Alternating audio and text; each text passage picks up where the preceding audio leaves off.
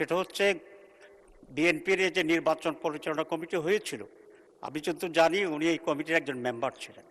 তো সুতরাং তথ্যগত যে বিভ্রান্তিটা তৈরি হয়েছে এটার মনে দূর হওয়া উচিত, এবং উনি যদি এরকম পরিচয় থাকে তাহলে মাননীয় প্রধানমন্ত্রীর সিদ্ধান্তের আলোকে ওনাকে গভর্নর থেকে বাদ দিয়ে এই সিদ্ধান্তের আলোকেই একজন যোগ্য গভর্নর নিয়োগ করা হোক, এটা আমার বক্তব্য।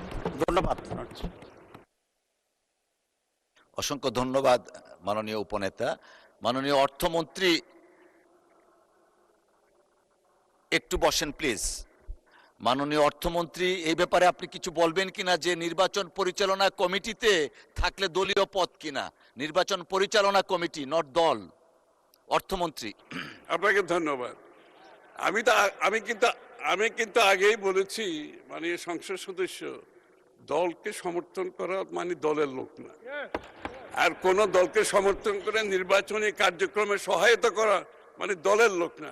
নিশ্চয় আপনাদের দলের অনেক লোক আপনাদের নির্বাচনী কার্যক্রমে সহায়তা করেছেন, যারা আপনার দলের লোক না। নিশ্চিতভাবে আমি বলতে পারি, এটা অস্বীকার করার সুযোগ নাই। এবং আপনি এটাকে যদি দলীয় জায়গায় নিয়ে আসেন, তাহলে দলের সমস্ত দলীয় নির্বাচনী কর্মকাণ্ডে তো অনেকেই অংশগ্রহণ করেছে। এই গভর্নরের বাইরে আরো হাজার হাজার শত শত লোক করেছে। একটা নির্বাচনী যোগ্য বাংলাদেশের নির্বাচনী যে কর্মযোগ্য, এটা একটা বিশাল কর্মযোগ্য। এখানে যারা আপনার মতাবলম্বী আপনাকে সমর্থন করে, তারা আপনাকে সহযোগিতা করতে পারে নির্বাচনী।